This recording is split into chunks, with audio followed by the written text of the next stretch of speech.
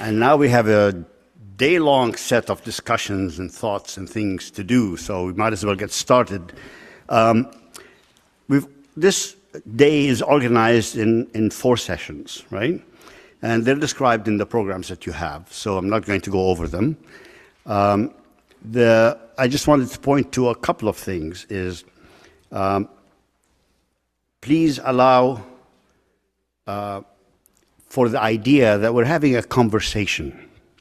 So we designed it so that each speaker in each panel would be a presentation of thoughts, analysis from that speaker's experience as food for thought for us to actually discuss.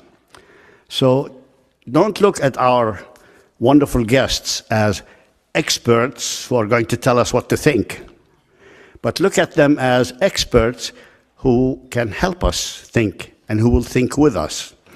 And then your conversation with them is not necessarily a question that will be answered by them, but it's also, it could be that, of course, I'm not saying it can't be that, but it is also a comment that you would have or a challenge that you might have to something the speaker said. It's a conversation.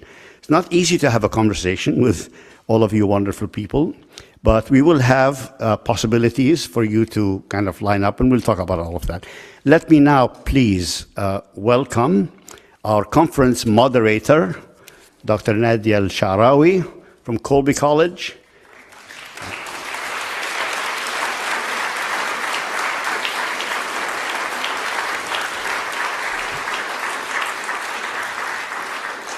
Nadia, the conference is yours.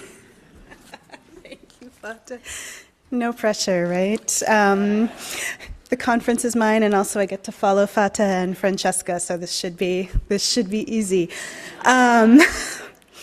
Thank you all so much for being here today. Thank you, Francesca, for really sort of setting the scene, Fateh, for, again, sort of framing our conversation, our work here today together, right? Our obligations and also our opportunities to think with what, as Francesca pointed out, what Palestine reveals, and the urgency of that, which we see so much with us today. I was saying earlier that this morning I woke up, as many did, to this not shocking, but certainly disappointing and, in many ways very painful news. And then I came here and I saw all of you and the organizing committee who has worked so tirelessly. First Parish Church, who has welcomed us here, and this thank you.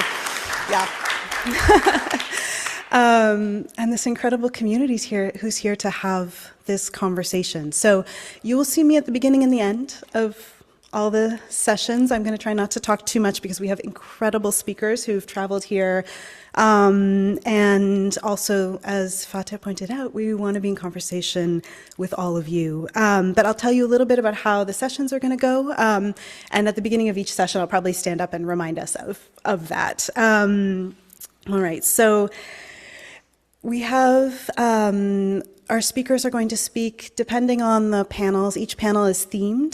The organizing committee put a lot of thought into the sort of areas that they thought were important for us to frame our conversation. There's a lot we can talk about that's probably beyond that. I'm sure our discussion will go in many different directions.